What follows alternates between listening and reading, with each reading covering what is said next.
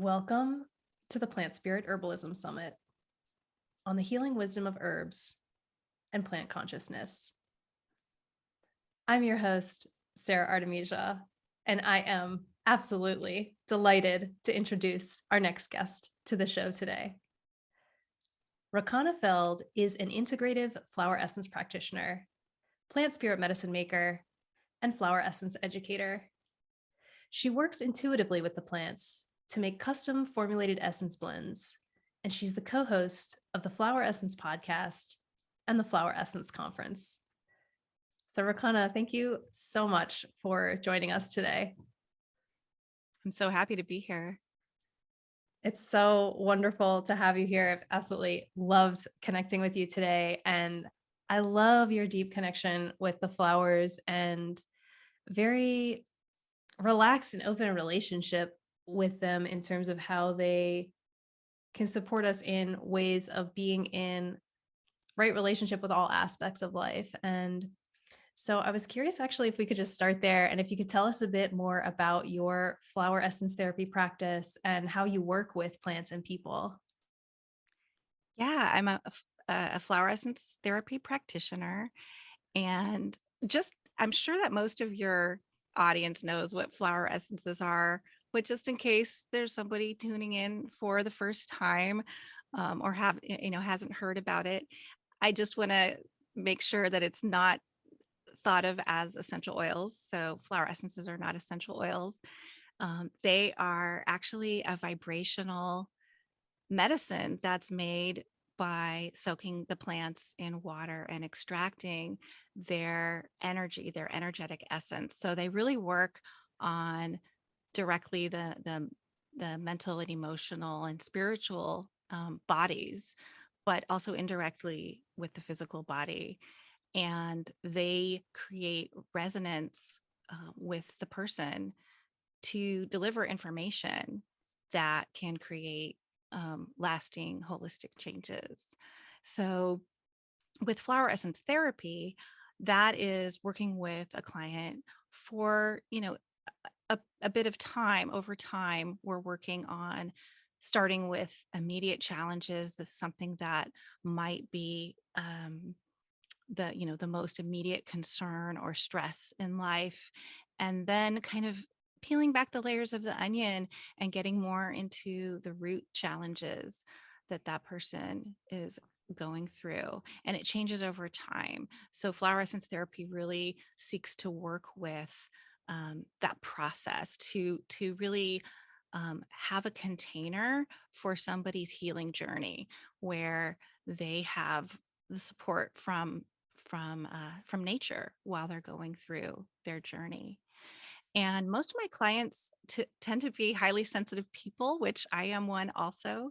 And I also have a fair amount of clients that are students in the wellness or practitioners themselves in the wellness industry. So I really enjoy working with that population. And I also make my own flower essences. So I've made a lot, probably, I don't know, I've lost count, over 100 for sure of my own flower essences. And I live on the West Coast of California. So I am working with primarily right now the trees and flowers of the forest, the coastal forest. But I've also worked very much with the coastal pasture environment, and then right on the coast, on the edge of the world, basically. So I feel like I'm kind of in this triangle that is really sacred of these different environments and plant communities that are all similar, but yet have their unique um, terrain that informs more about what that flower or plant is for. So in my practice, though, I work not just with my own essences, but with all sorts of other, makers and manufacturers. So I have probably over 1,000 essences to choose from when I make a custom blend for a client. And I love formulating. I love blending essences, not just from flowers, but also from trees, from gems, and even the environmental essences, as they're known. So I feel like that makes a really well-rounded container for the body and for the spirit of the person. Um, and then really, I my main like dharma, my whole mission, my goal is to bring the messages of the plants to the people. And I don't just do that with the practice of being a flower essence practitioner, but I also have a podcast that I co-host with Kathleen Aspens, and we've been doing that for a couple of years now. So our our joy is to actually do this, to have a conversation every month, to really dive deep into what the plant messages are, just not just the flower essences, but their message, and this really like reverence and enjoyment of nature is part of it. So along the lines with that, I also am now uh, a he- helping facilitate the Flower Essence Conference, which is something that Kathleen and I and Ruth Toledo Altschuler are putting on this year. So we're really excited about that. Amazing. Thank you so much for sharing that. I'm curious, in your experience, how do flower essences help to support the nervous system relaxing and helping us come into a state of relaxed, open alignment within the nervous system, particularly for folks who are highly sensitive? Yeah, they are so, I think so. First of all, I think that um, many highly sensitive people, most of the people attracted to flower essences and to vibrational medicine are highly sensitive, because it seems to, um, it just seems to resonate better than something more heavy handed for people who are sensitive. But people who are sensitive are also really bombarded by the world, and their nervous systems are always in need of help from whatever way they can get it. With the flower essences, working on that concept of resonance, when I take a lavender flower essence, for example, I I feel the message that lavender is telling me, that if I sit here in this moment right now, that, I can feel like everything's okay. It brings me back to the moment, so that I'm not in the future or in the past. I'm not having anxious thoughts about the future, because I'm here in this moment. And then you can compare and contrast that with taking lavender as an herb. Of course, it's working on that that biophysical level, where it's relaxing the nervous system. So both aspects are, important. But I love the way the flower essence just takes that information, that knowledge, in helping to kind of retrain your body, your nervous system, from that other standpoint. Yeah, so important, so powerful, and particularly what you're sharing there about working with the plants on these different levels and how incredibly powerful that can be. One of the things that you were just talking about a little bit ago is your connection with the environment that you live in, the coastal plants, the coastal trees and plants, and as you know, I know from our previous connection, we're both huge fans of redwood, of the coastal redwood, and just what an incredibly powerful tree this is. And so I'm curious if you could tell us a little bit about how you started developing your relationship with coastal redwood. Yeah. Well, growing up in Northern California, redwoods are, really ubiquitous here. And I'll say I really took them for granted most of my life. I grew up as a young child in a town called Redwood City. The main highway here in the North Bay is the Redwood Highway. This county I live in is called the Redwood Empire. My bank's name has redwood in it. So, and they're sprinkled throughout the landscape. So they're just something that I always really kind of took for granted. Now, of course, we had family trips that went to see the big giant redwoods, the old growth redwoods, in the special places that they lived in. That was always awe-inspiring and wonderful.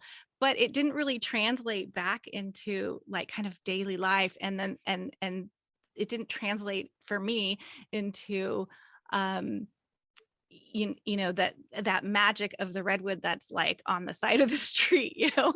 So it wasn't until I really consciously attuned with redwood, um and I and in that sense, I, you know, I did a journey with it, and it was also not in one of the old growth forests. It was in a young grove of redwoods that was on the property where I was living at the time.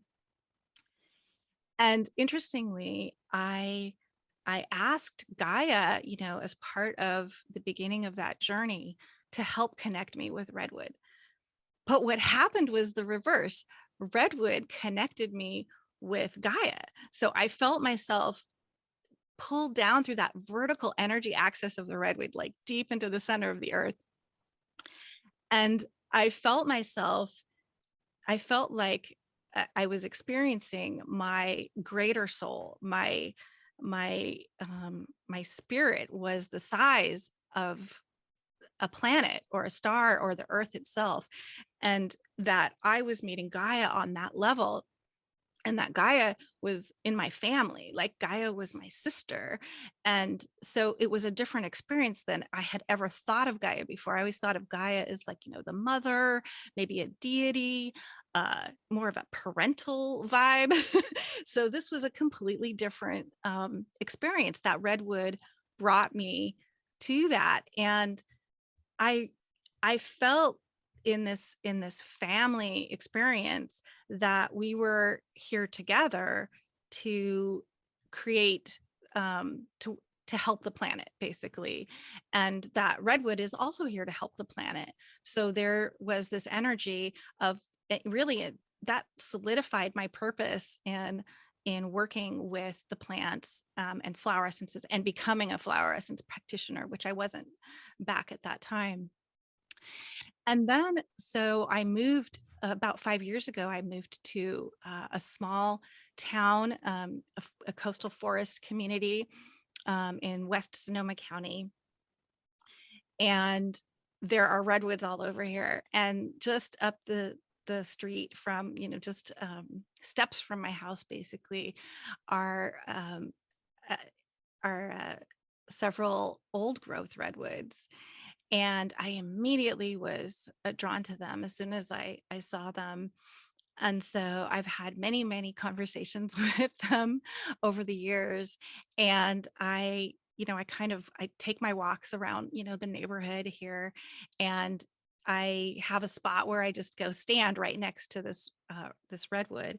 And one day last year, after like a storm, I was talking to the redwood, as I do, and I looked down at my feet, and there was a big branch that had fallen from the storm, and it had male pollen cones, and I felt like it was a gift. So I was really honored to make an essence from that, because you know, as you know, and anyone who's maybe thought about making a redwood essence, or um, working with the cones of the tree, you're not going to get them unless you're a professional tree climber. They're very high, hundreds of feet up in the air. And so um, a couple weeks later, the same thing happened with a branch of female cones, of young female cones. And so I made an essence with that. And I've since combined those two mother essences with my first redwood essence, which was made from the new growth needle tips of the redwood. And I call it Redwood Trinity. So, um, you know, I still talk and have these like weekly, daily conversations with this group of redwoods. And I feel like there is just so much more information that they're bringing to us now at this time. Amazing. That's incredible to hear about the cones. Really incredible. And what you were sharing earlier about really feeling that vertical axis within the self when working with the redwood and connecting into deep relationship with the earth, how this connecting in with the vertical axis can help us connect with the earth. That's so powerful.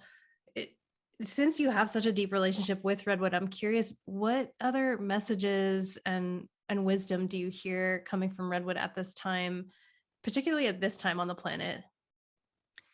Yeah, the biggest message I'm hearing from redwood right now is about connecting through community.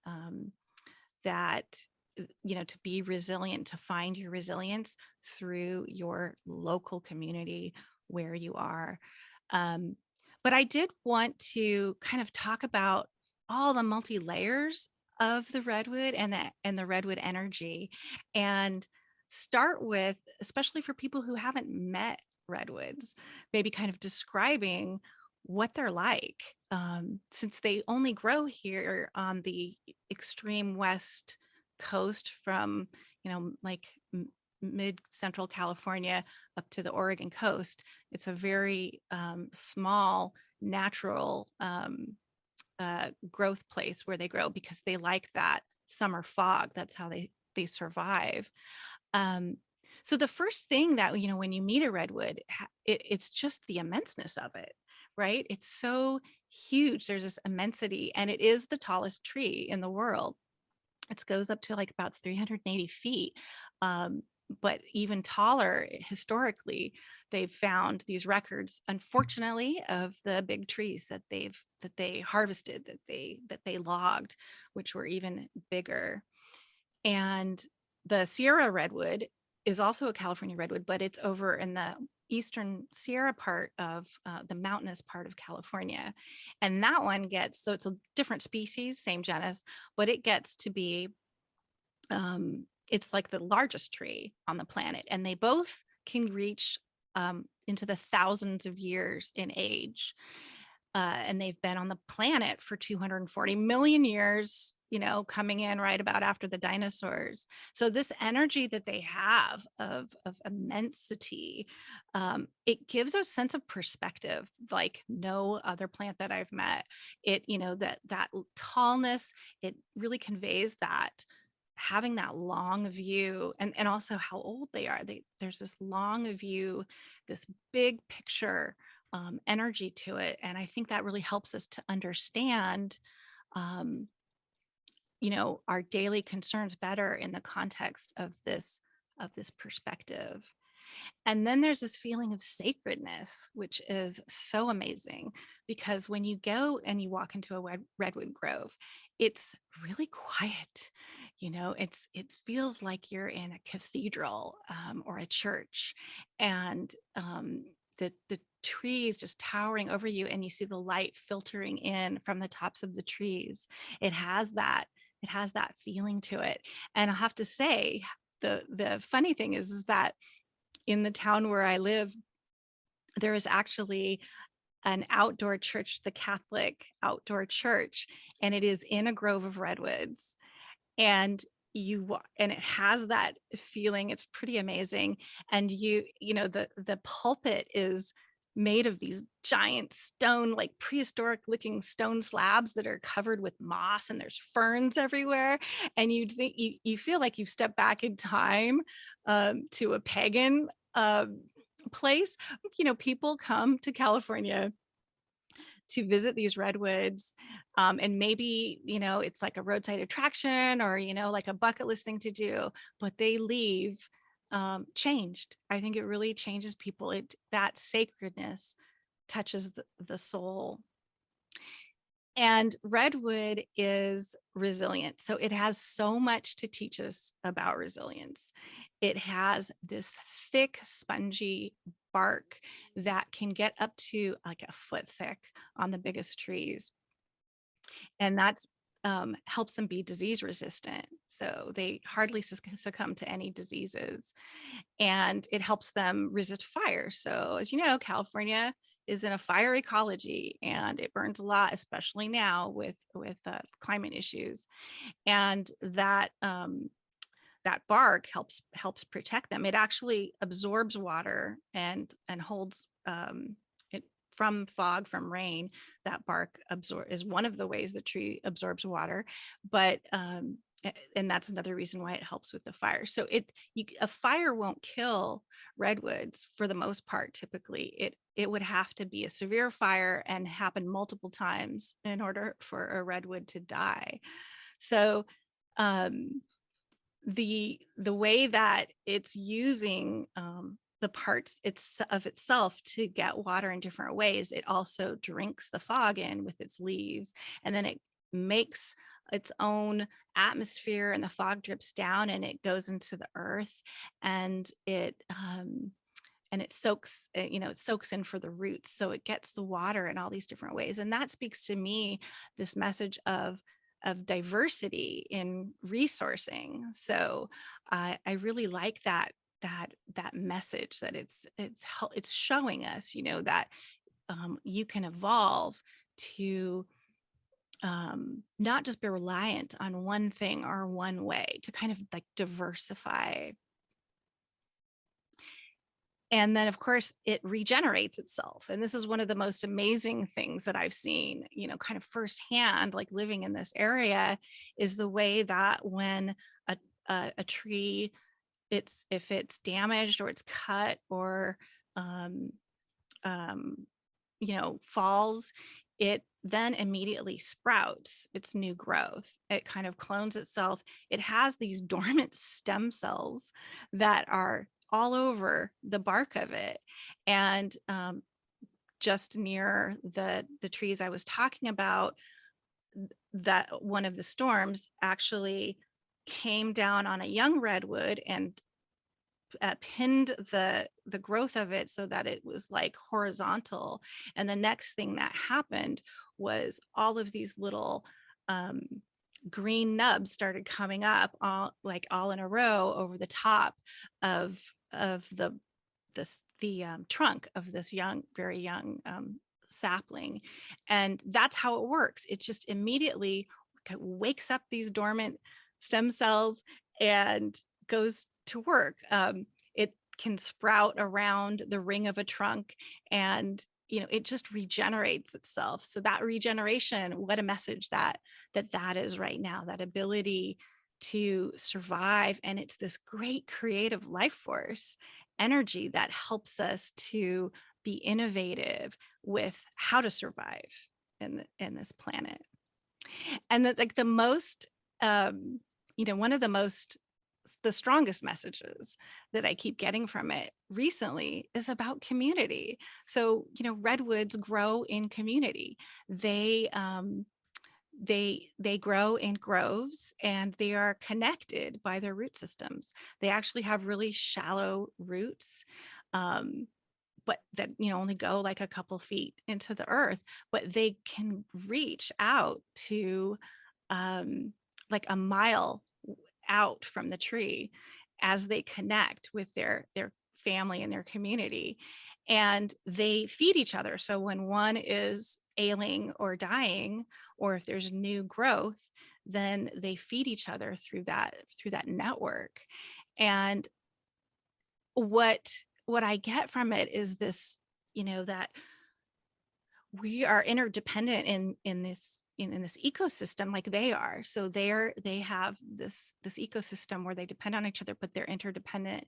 And their message to me is that we need to be that way too. That they're telling us, in order to survive, that we need to connect with the people that are immediately in our community, like those that are around us. And these are the folks that are going to help you survive in a disaster.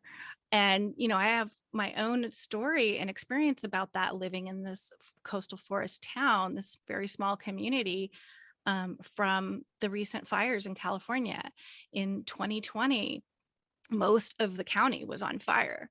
And the resources for fighting the fire were very thin, because most of the state, I think most of the West Coast, was on fire at that time.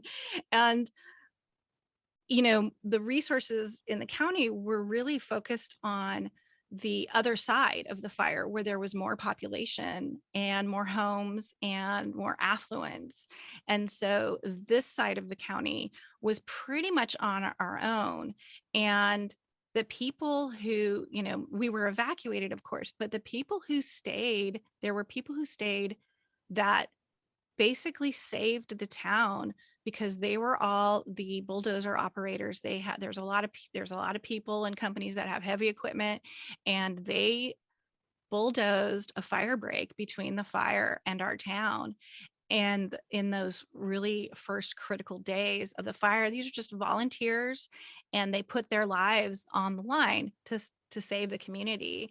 And this, this message is, these are people that, um, you know, maybe they have different political views, maybe they have different religious views, maybe I wouldn't, they wouldn't be somebody in my circle of, people that I interact with. What Redwood's message is that we need to get past that as a society, that we need to create community here on the ground locally with the people that are around us, because I don't think we'll survive. We won't make it out alive if we don't have that.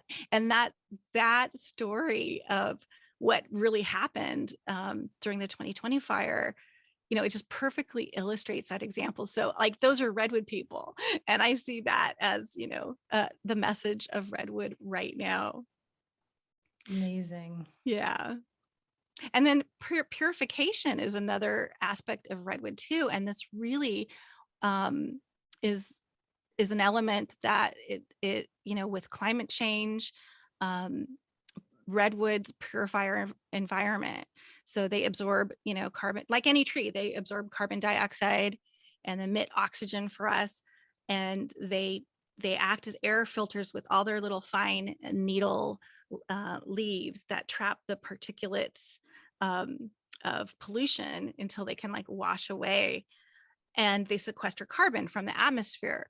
But redwoods do it, I think it's like 250 times better than like a regular tree. They can do, I think they can absorb 250 tons of carbon in their lifetime. It's pretty incredible. So, and also there's even, I don't know if you've ever met an albino redwood. I haven't, but there are such a thing as albino redwoods, and they have shown that they can remove heavy metals from the soil. So I mean, it kind of goes back to that original experience I had meeting Gaia, and how there's this sort of environmentalism help that we're getting from nature, from the planet. And the redwoods, to me, feel like, that's what they're here for. They're really here to, I feel like they're here to help us do that. And in doing that, it's not like, oh, they're going to do the work for us. They're educating us and showing us how we need to do that as well, and that we are in a system with them. We are part of the same system. So we can learn to work on this problem together. Totally feel that. It's so powerful, how redwood holds up this incredibly powerful mirror.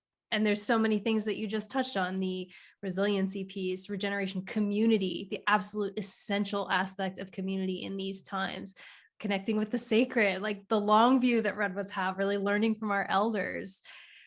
Yeah, there's so much there. I'm curious, in your experience, how can people work directly with the energy of redwood? Yeah, well, if you're not near a redwood, and even though their native growing um, environment is here in coastal California, there are redwoods elsewhere in the world, and there's maybe more recently a concerted effort in Europe to plant redwood groves. So there might be a place that has redwoods near where you live. And if there is, by all means, visit them as soon as you can. I wouldn't plant a redwood in the wrong place. If you are a gardener and you want to like order a redwood and plant one, it really needs a specific environment. And what happens when they're planted in the wrong place. They can die and fall over and really cause a lot of property damage if it's near your house or in a yard. And that does tend to happen when they don't get enough water or they're not in an area that has moisture and fog. So what I would say is there's some other ways to meet this, this amazing plant being. And of course, working with flower essences is one of the ways. I mean, I use redwood so much in my blends that I make as part of my custom blends. But go on YouTube, and there are an incredible number of people that have videoed. I mean, when you go into a redwood forest, you can't help but take pictures and videos because it is so incredible. They don't do it justice. You're not going to really get the same feel, but you'll get an idea. And there are some organizations like the Stewards of the Coast and Redwoods and the Save the Redwoods League that are doing so much work for conservation in this arena. And they have a lot of videos and information on their websites. Just the facts. There's so many facts. Like, it's like I know I was starting to throw out some numbers and some facts. There's just so much with the redwood. And I just recently found that just in a few months ago, they had finished sequencing the genome of redwood for the first time, the coast redwood. And they couldn't even do this with technology before because the genome is like 9 times larger than the human genome. And it actually, how we have 2 sets of chromosomes, they have 6.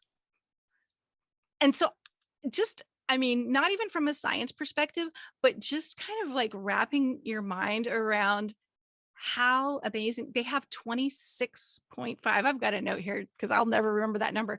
26.5 billion base pairs of DNA, whereas the human has like 3 billion.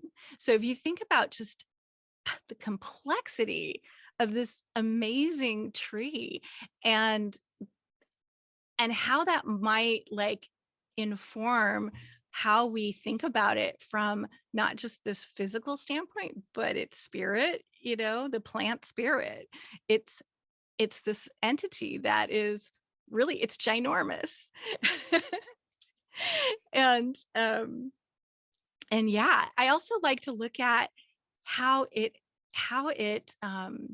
embodies all of the elements. So when you think about, north, south, east, west, earth, air, fire, water. So, the earth, it has the roots with it has a unique mycorrhizal soil that only certain other plants grow in, and it has all those underground connections. And then the air, it's such a tall tree, and then it does that purification. And with fire, it lives in a fire ecology. It's fire adapted. And with water, they love the water. They get the fog. It creates its own atmosphere. It's really a rainforest in this area where the redwoods are. And then it connects above and below. So, we have that strong vertical connection we talked about to the heavens and the earth. And then when we come to the center, so I always look at there's not 4 directions, there's 7. And we come into the center and within, and it's heartwood that connects with us, and our hearts, and they connect with us to teach us these lessons about how to be on the planet at this time and how to co-evolve with each other. So powerful. Yeah, I love what you were just sharing there. First of all, I had no idea about the genome sequencing. I'm totally not surprised, but wow, they are so wise. They are so vast. The genetics even show us that. It's amazing. I mean, I feel that all the time when I'm around redwoods, but wow, that is so, so cool. And then that piece that you were just sharing about the heart connection. It's yes, that is the invitation from nature right now. That is the invitation from the plants. Clearly, you are so connected with them on the heart level. And I'm curious a little bit if you could share about how you started communicating with plants on that level. Yeah. Well, it's it's kind of a long and winding road for me. I was a highly sensitive child, and so I, as a toddler, remember seeing different plants in the yard and um, getting different kind of feelings from it. We had a forest with blackberries that was all overgrown and brambly right next to our house, and I just got all these weird vibes from it that I didn't know how to interpret. And then a little bit later on, we lived in a place with this garden and fruit trees. And I noticed for myself that like different parts of the property, like had different feelings, like different plants had different feelings. And there was a patch of periwinkle that I absolutely adored. And I always thought like that's where the fairies lived. And the periwinkle color became like my favorite color forever. It still is. And, and, then there was this really big, weedy horseradish plant in the garden that I was scared of. I don't know why. And then I felt protected and safe under the willow trees and the walnut trees. So I look back and I can see that now that I had these different, I could really feel these different energies depending on where I was in the yard and what plants I was next to. But I never thought about it. I never did anything with it. I never talked about it with anybody. And, I went on and became, uh, as a young adult doing office work in a corporation, and I became a programmer and an analyst, and I was doing technical work. I was in the information technology space for actually a couple decades, and was quite successful at it. It was a good career, but I continuously had these chronic health issues that Western medicine just really had no um, they had no answers for me other than endless medications that didn't do much and made things worse. And so I started getting into alternative healing and dabbling with herbalism, but I wasn't, I didn't have any like real training with it, and I was pretty unsuccessful back in those days, in those early days. I had emotional issues. I had childhood trauma and neglect that I'm a Generation X, and I really had zero coping tools that I had developed, and undiagnosed ADHD. And then I became a widow at age 30. And my first husband, he died of addiction of alcoholism and pills. And being a widow at age 30, having no coping tools, and myself being a heavy drinker, um, being reliant on pharmaceuticals for anxiety and insomnia and everything, it just got worse and worse. So I really decided to make a change and quit drinking. And um, I started using Rescue Remedy, the pastilles, to break kind of the ritual habit part of the anti-anxiety, the medication, the pill popping, the painkillers, yes, there's a physical addiction and dependence that comes from that, but there's also a mental one. And part of that is a ritual. And so I got the Rescue Remedy pastilles to just have like taking something out of a tin and popping it in my mouth when I got an urge. um, and what I found was it did more than satisfy that piece. There was something deeper happening there. There was something, it was affecting me in a much deeper way. And that really got me into um, learning more about flowers, wanting to learn more and wanting to learn how to make them. And around this time, I also I had fallen in love with essential oils, having a highly developed sense of smell, because being a highly sensitive person, and all my senses seem to be, very tuned in too much sometimes.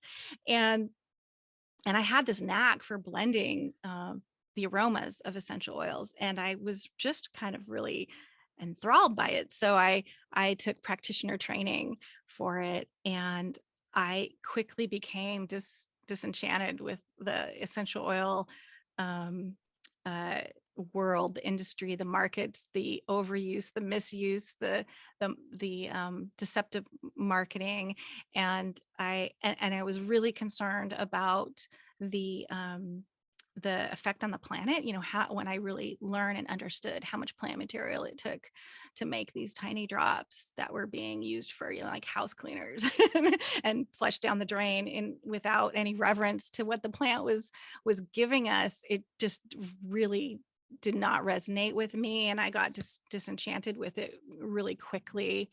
But in one of my aromatherapy programs, there was actually a module on how to make flower essences.